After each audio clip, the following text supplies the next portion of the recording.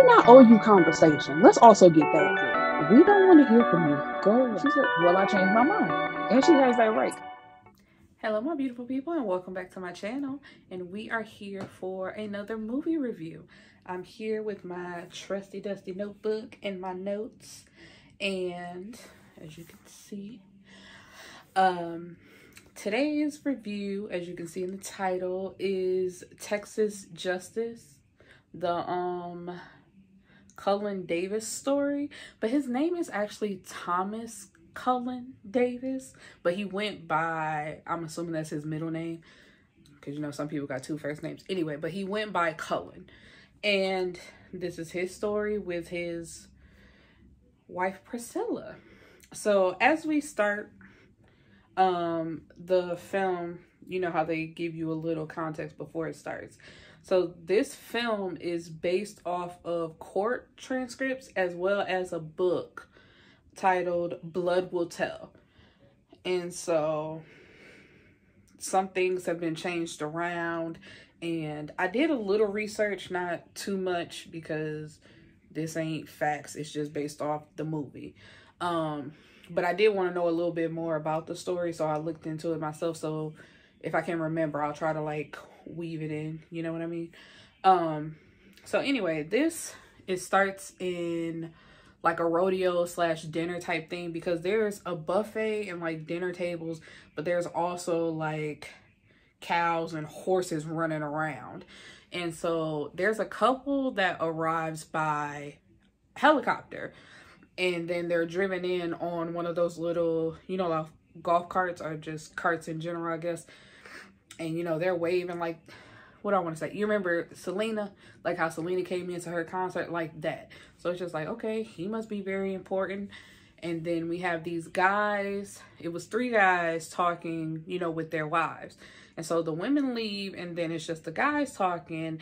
And next thing you know, there's a young woman walking around in a tight, short dress with a hat on. I always call them cowboy hats, but you know, like a cowgirl hat on top of her hair. She's pretty, she's young, she's a blonde. And also in the dress, there's like little stripes. What am I trying? Like little cutouts, not stripes, cutouts. So her stomach is showing as well. And of course, the men are looking at her like, oh, she look good. Ain't she married to such and such?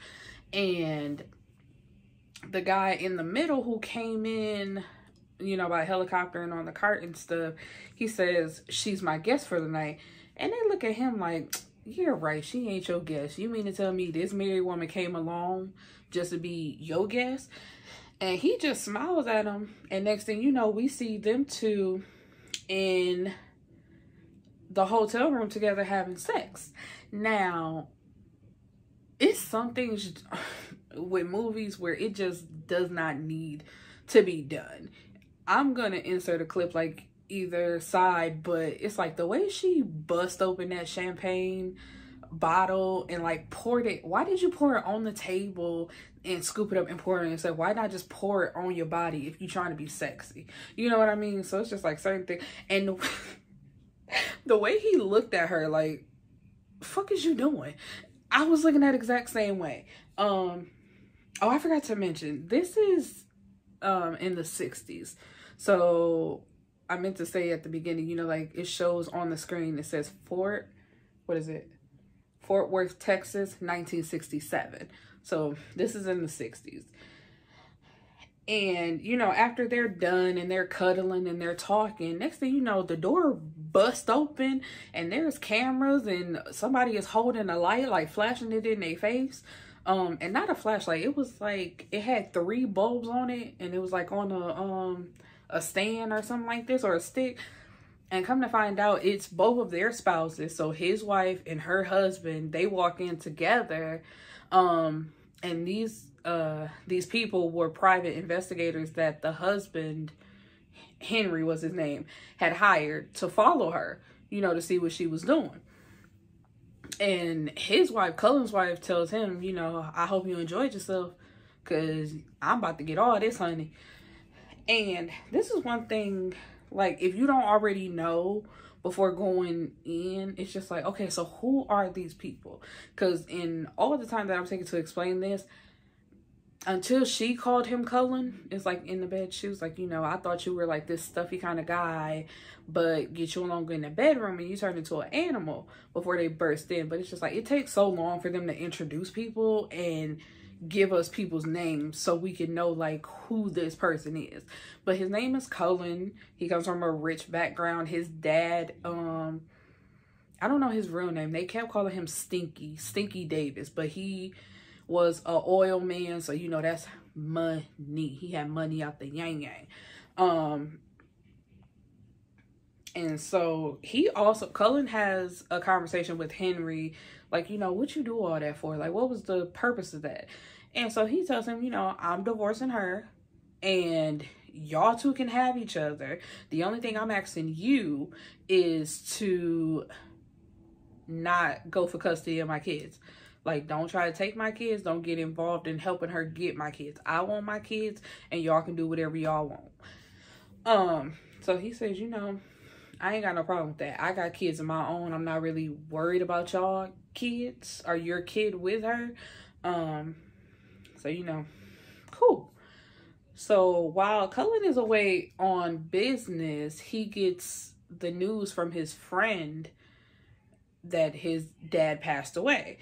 And so they're at the reading of the will and they learn that their dad split Cullen and his brother Sam. Now, I do remember this. The way they did it, I think Cullen's friend was really like the other brother, but in this movie they only put it as it's two brothers, but in real life there was actually three of them. But I think they put like his assistant or one of his workers, his friend, that was really supposed to be the third brother. But anyway, these two brothers, they split the fortune literally down the middle. So it's literally 50-50 with them getting 100 million each. And so while they're going over that, Priscilla burst into the room like, you're not gonna really make me wait out there by myself, are you? And the brother is like, what is this? And Cullen says they're getting married. And he's like, Dad was just buried. And in real life, I think it was just the day of them telling him that his dad died is the same day they got married, but I don't think it's the same day of the funeral. And they postponed it for like a few hours. The brother was looking like, you can't do this another day. He was like, no, I really can't. We were supposed to be getting married at noon, but I guess we can get married at 3. So they pushed it back 3 hours. And I was just like, damn. And I was looking like the brother. I'm like, we just found out our daddy died and you get married on this same day? Like, you couldn't wait? Y'all don't need to be married like right away. But so, you know, then they're going on their honeymoon. They went to Europe and they come back on a new jet. And his friend, which I never got his name, tells him, you know, your brother is telling the company that you spending company funds supporting this new lifestyle, and you know that ain't right. So basically he feels like his brother is trying to turn the company against him. And he's like, you know, this is a company that I got ownership in, so if I do want to use some of the funds, it's within my right to do so. Plus I got my own money, so you know my brother really can't tell me what to do. I dealt with that my whole life from our dad bearing down my back. Now my brother think he finna take on that role and he not. And also Priscilla got a lot of clothes. Like while he talked to his friend, she got the workers just toting fur coat after fur coat, clothes and all that type of stuff. And also in this movie, which I don't get why they cut people, I guess, you know, they had to, what is it, dramatize it a little bit and not make it so factual so they wouldn't get sued or whatever. Because in this movie she only has 2 kids, and in real life she had 3. She had 2 daughters and she had a son. And she named, not she named, but in the movie, they named the oldest daughter Jackie, which in actuality, her name was Dee. And the younger daughter, What is her name? I think her name is Audrey, is the youngest daughter. That's right. But the oldest daughter's name is actually Dee in real life, but her name is Jackie in the movie. And her son, she had a son in real life, and his name was actually Jackie. But yeah, they were there, you know, to meet them at the airport. And where are we? He takes her like out on a picnic to show her the plans that he has to build her dream house. And you know, like, he shows her the layout, but it's basically, he called her stupid to her face and said, you know, I'll just show you the picture. And the house is huge. Like, even back in the 60s, this house is massive. And in real life, it was a $3.2 million house that he had built. And so now it's 18 months later, and life is still great for them too. They're buying everything that they want. They being real flashy. And he even goes into like an antique shop, and you know, they're walking around, and Priscilla picks up this ugly looking cat.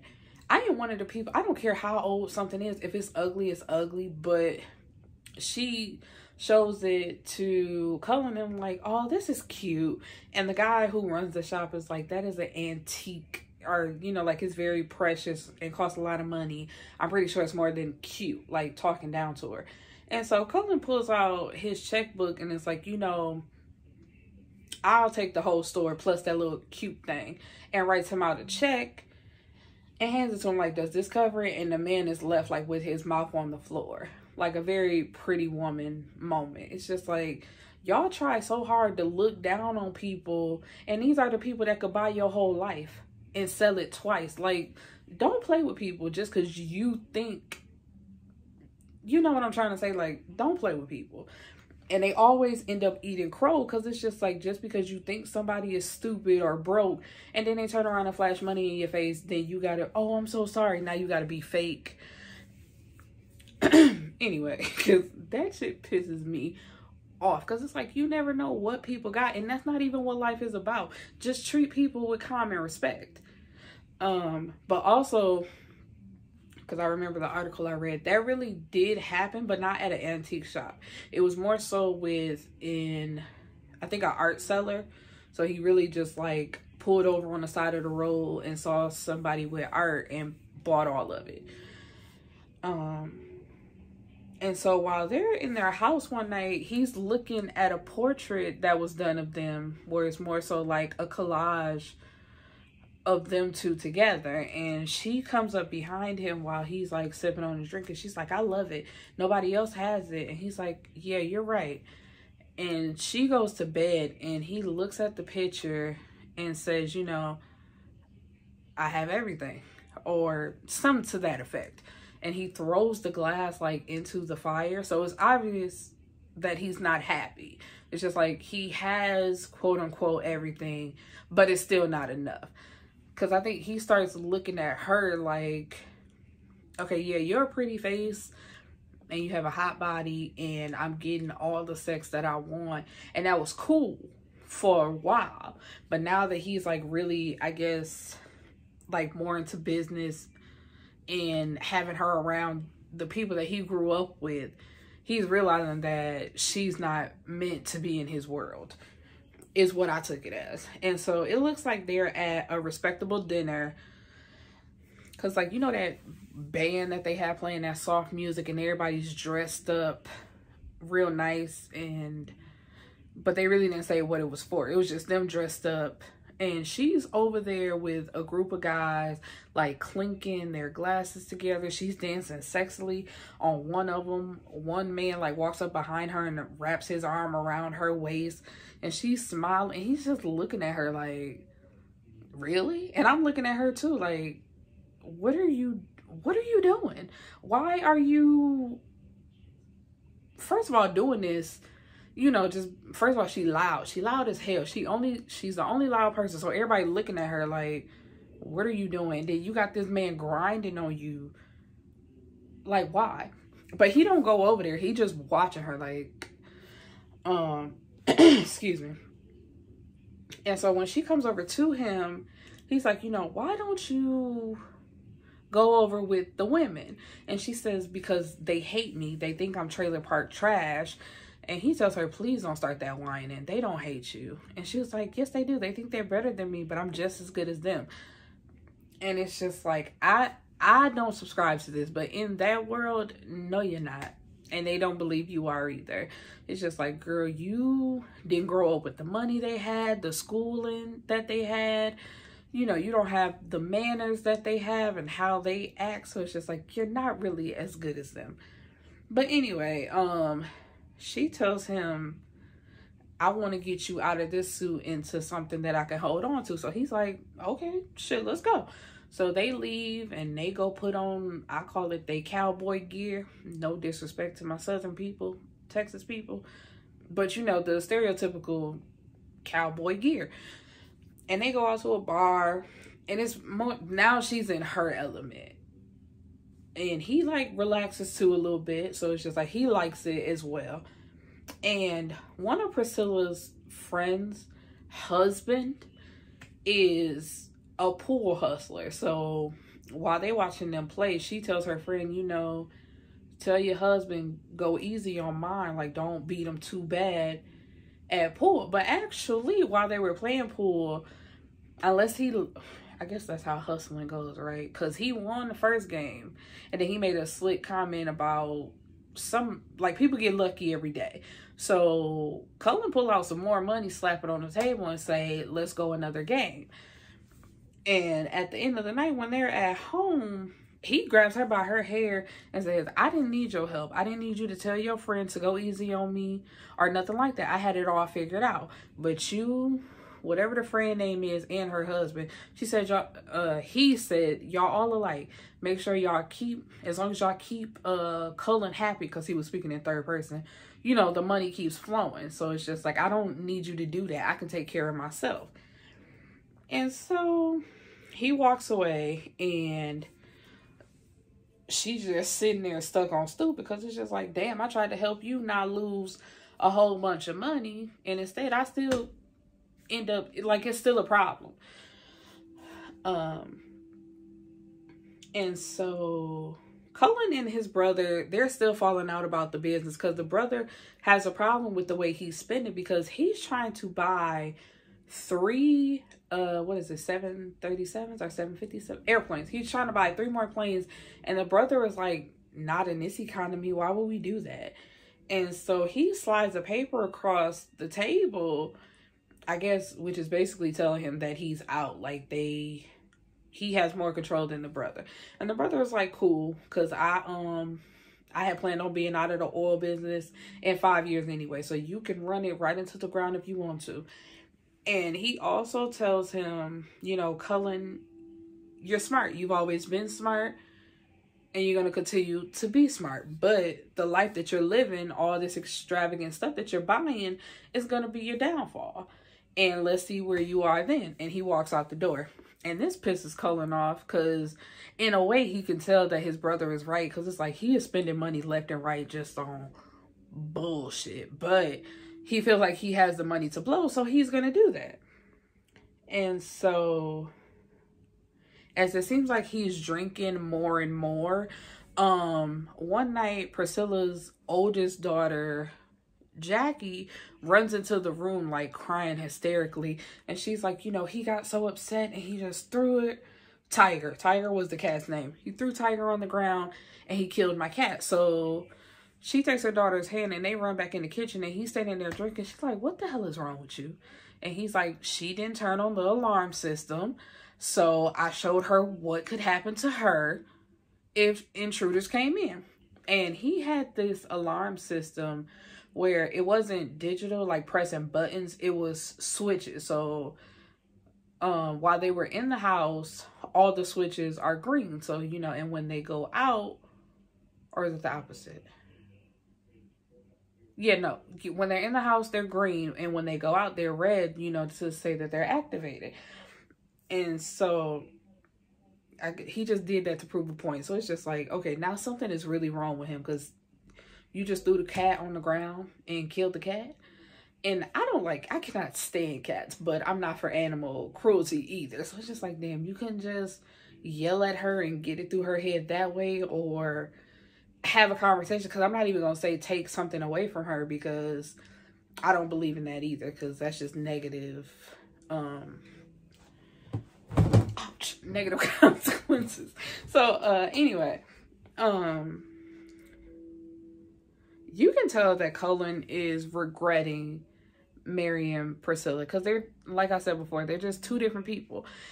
And he makes the comment while he's walking with his friend, because they see like two young girls walking by, and he tells him, you know, like, they cute to look at, they cute to play with, but they not meant for long time. Ow!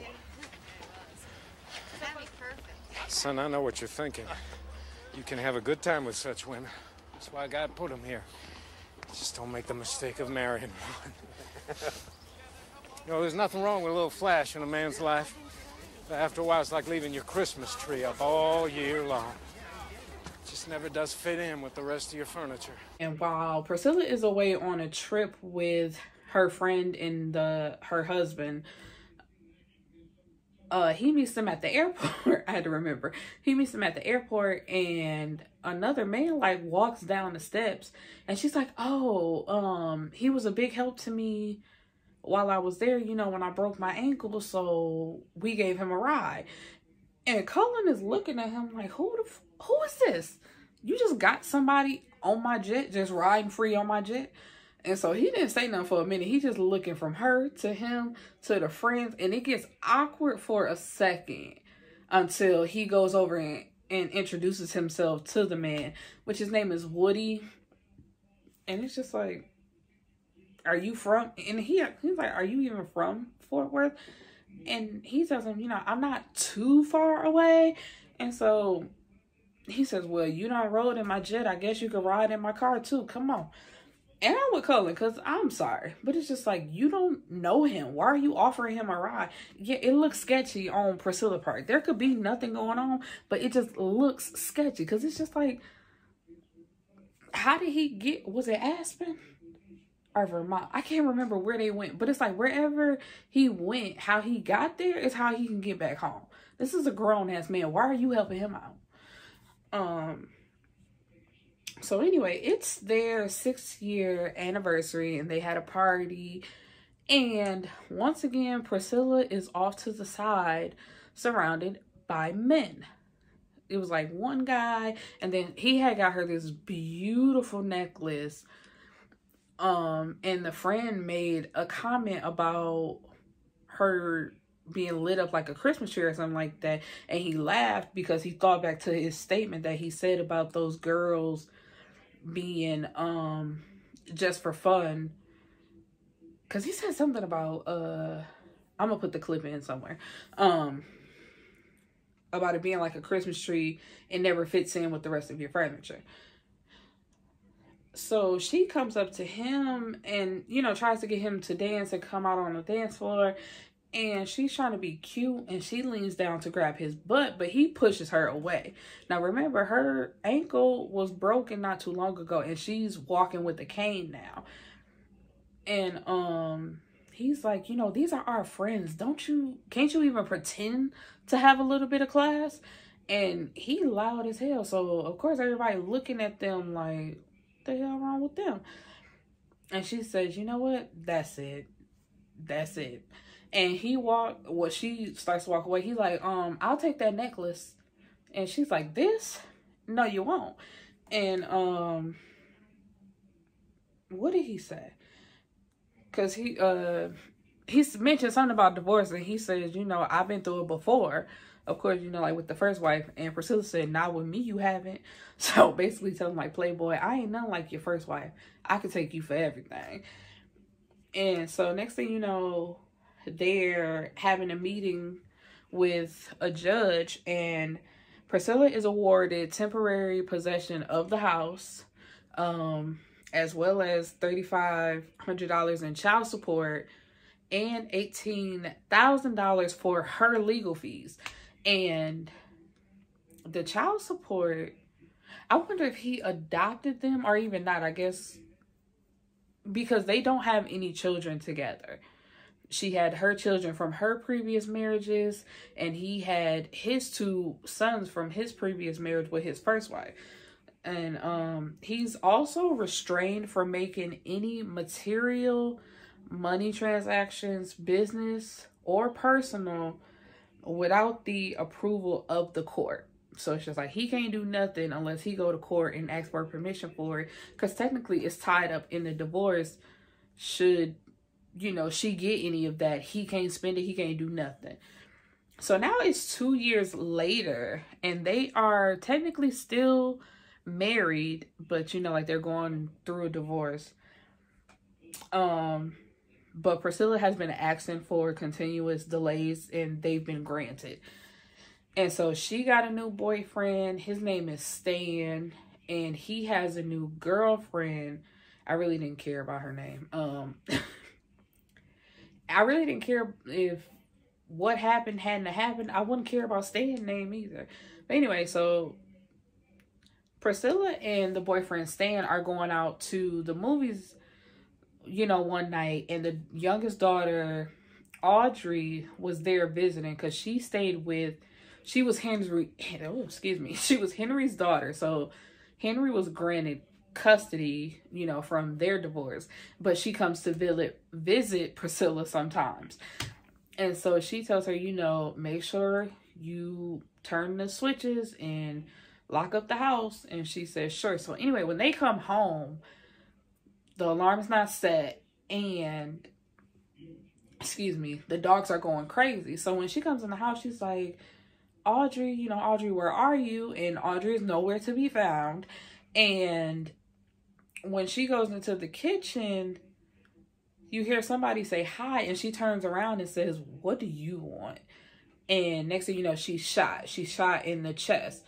So she's laying on the ground, and her boyfriend Stan comes running, saying, you know, like, Priscilla. But he sees the person with the gun, and he closes the door to the kitchen, but the person fires 2 shots through the door, and they still penetrate Stan.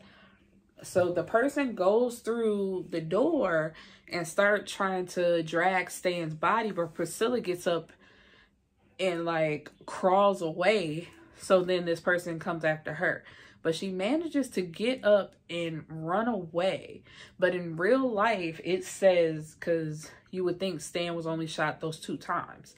In real life, he was shot those 2 times, and then supposedly the person stood over him and put 4 more shots in his body. So technically, Stan was shot 6 times. And Priscilla's oldest daughter, Jackie, had a best friend, Suzanne, who was over all the time and basically came over all the time. So Suzanne and her boyfriend were coming back to the house, and they heard the screaming. So the boyfriend, what was his name in here? I forgot the boyfriend's name, but the boyfriend went in the house to check to see what was going on, and he was shot once in the back. And so Suzanne takes off running because she's like, you know, not me. I'm not getting shot. Please leave. But supposedly the person ran out the house and came after her as well, but she got away. And Priscilla manages to run, because their house was on a hill. So she manages to run down the hill and bang on whatever house she gets to first, saying, you know, I'm Priscilla Davis from up the hill. I stay at the house, Cullen is up there killing all of us. It was a weird way she worded it. And at first, you know, nobody's coming to the door, which you can't blame them. Like, bitch, I'm not getting involved in this. I'm so sorry that happened to you, but who's to say that person ain't still running after you? Now we did. But, you know, the police show up. And when the police show up to the house and they're looking around, that's when baby Audrey is found. I want to say like underneath the counter in the kitchen, but you just see her little legs sticking out. And in real life, she was actually found in the basement of the home, not in the kitchen. Now, Suzanne tells police, when they questioned her that it was Cullen. She saw his face. She know exactly who it is. He had on a wig, but that didn't disguise his face, so they know exactly who it was. And when the police go to question Priscilla in the hospital, she says the same thing. Like, it was Cullen. I knew it was him. I don't know why he had that wig on, because, like, if you weren't going to put on makeup and try to disguise yourself, we could still see your face. We know who you are. But, and that was messed up, because Priscilla was in the hospital, you know, being treated for her gunshot wound, and they buried her daughter, and she wasn't able to be there. Honestly, I think even if she wasn't in the hospital, the husband probably wouldn't have wanted her there anyway, because he probably would have felt like, you know, this is your fault. And it all boils down to them feeling like the delays that Priscilla kept getting, it messed with him, because it's just like he can't move forward until this divorce is over. So he probably thought he would go there and kill her, and whoever was there basically could have got it too, just so he could be done with this. And while the police, you know, doing their detective work, Cullen's alibi is he left his car downtown and took a company car and went to the movies, which I find so hard to believe, because it's just like, if you were just going to the movies, why wouldn't you take your own car? Why would you leave your car to get a company car? You know, and that makes no sense. But this is back for someone who had $100 million and probably made more money on top of that money. So he was a very rich man, and it didn't matter what his alibi was. I feel like he could have said whatever, and they just would have went with it. And so the trial is moved to, I want to say Amaretto so bad, but it's Amarillo. And because he runs Fort Worth, like, everybody knows him there.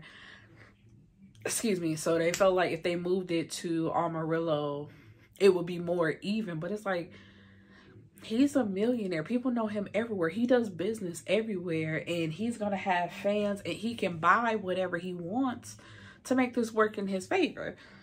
And when they get there, like, even the cops are accommodating to him. Like, I hope this space is good enough for you. And of course, he's turning on the charm. Like, this will do just fine. Thank you so much. And even like during the trial, a woman brought Cullen a pie, like a home-baked pie, and says, I hope this make you feel better. And it's just like, fam, what? And how are they even able to give him this food? Like, how can y'all just walk up to this man like this? And so the thing that got me, the defense, they did what they needed to do. The prosecution, I felt like they thought it was open and shut, and it really wasn't. Like, they didn't work too hard to prove that he did this. And the defense did what it needed to do. Suzanne, excuse me, because I think at the, what was it? The closed, like, I forgot what it's called. But it's just like asking her questions in front of, oh, fuck, I'm having a brain freeze. But anyway, he had asked her if she ever been to the hospital or been in the hospital. She said no, she had never been sick. But anyway, he found paperwork that she had under a false name to get a procedure done, and Priscilla had paid for it. So he basically said, are you not saying that this was Cullen basically to pay back Priscilla? And she's like, you know, no, I'm telling the truth. But he's like, so if you can lie about that, how can you not lie about this? So she was discredited. The police didn't really do a good job. Like Suzanne, when she said she was running and she lost one of her sandals, the police didn't find it. One of Priscilla's dogs found it, and they have pictures of the crime scene. The dogs are all up and through that crime scene, messing it all up. So it's just like, y'all didn't do what y'all was supposed to do. So ain't no telling where this came from, you know, who did this, who could have did that. And when Priscilla got on the stand, they just made her look like a straight up hoe, trashy. And, you know, so basically she's not a credible witness either. And it was so messed up because when she pulled up outside of the courthouse, you got women standing outside like hussy, and one, excuse me, I don't know if this was just for a dramatic effect or if this really happened. But back in the day, they did shit like that because they hissed at children. But one woman really got in her face and said, "Shh." I'm like, bitch, are you a snake? Why are you hissing at her? But yeah, so she wasn't credible either. So it was really just like, none of these people can be trusted. And this is a very rich man. So he didn't do it. And basically he got away with it. He was found not guilty. And so it was really messed up because Priscilla, you know, after the press conference out on the steps, she was like, you know, Cullen got what he wanted. The defense got what they wanted. They were paid for their services, but everybody seems to be forgetting that I lost a daughter, and that fucked me up. Because it's just like, that's true. Y'all can say what y'all want about her, but even from the film, she seemed like a good mom. There was no problem between her and her children. And she lost a daughter. I think she was 12 years old. She lost a 12-year-old daughter. And there's nobody who can answer for it. Because otherwise, who would want to shoot her? Like, who would shoot the daughter? And in real life, it was thought that he didn't know that Audrey was going to be visiting that weekend. So he really killed her just because she was in the way. Like, he knew how to work that security system, and I guess like tricked it up to get it to turn on. And you know, he was just laying in wait for Priscilla to get there, and unfortunately Audrey was just collateral damage. And so, and like when I said they made her look like a hoe, like Woody got on the stand basically saying it was nonstop parties at that house when he stayed there, because for a while he was Priscilla's boyfriend, but she broke it off with him, and then she started dating Stan. And yeah, so basically like nonstop parties, orgies, like all that type of stuff. And then even a woman who was supposed to be her friend and was at one of them parties said the same thing, like, you know, she had sex with a guy in front of all of us because Woody wanted her to, and we just watched. So it was messed up. Like, honest and truly, because they ain't nobody else to blame. Like, the defense did what they were supposed to do and say basically anybody but our client. And I feel like them people weren't gonna find him guilty anyway because he's a millionaire. Back in them days, it's just like the person with the money is always right. Instead of like today, we don't give a fuck how much money you got. Wrong is wrong. And that is the end. Oh, well, yeah, it is the end of the movie review. Speak words, Erica. In real life, last year, it was either June or July, her oldest daughter Dee actually died in a fatal car crash. So I believe, I don't know if these people are still alive. I believe everybody's still alive. So Priscilla only has one living child left. I haven't seen that anybody else passed away, because Cullen, even himself, is still alive. He's like 80 something years old now. But yeah, his woman, also let me speak about his woman real quick, because when a woman gave him that pie, she came up with like a picnic basket, and at first she had like brown hair, actually more like, I want to say like a darker shade of this orange that I got going on in my hair. Oh, my hair is really, like, this color is almost about to be out of my hair. Anyway, it was like that, and she got it dyed platinum blonde. I'm like, are you trying to look like Priscilla? And once again, in real life, they say in the courtroom, it was a bunch of blonde women in the courtroom, I guess trying to catch Cullen's eye. And anyway, so he has remade himself into a born-again Christian, you know, living right for the Lord now, ever since that happened. And that was it. But the movie does end like with him and his new woman getting on a jet to leave. And a reporter comes up and says, you know, like, what were you doing that night again? And he says, I went to the movies. But he said, can I ask you one question? He's like, sure. He was like, what were you doing that night? He said, I went to the movies. So he's like, what movie did you see?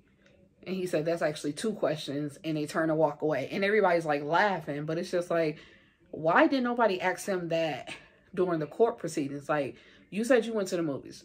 What movie did you see? What time was it? You know, like, where's your ticket? Did nobody ask him that and get proof of that? No. I think they just relied too much on so-called evidence being there, and just thinking that people were going to see him for the person that he really was. But it's like, no, all they see is a suave businessman who's very, very rich. And they're probably not going to want to convict him because they don't want no money being spent coming to attack them. Okay, but for real, that's all I got for you, my beautiful people. I hope you like this review, and I will see you later. Peace.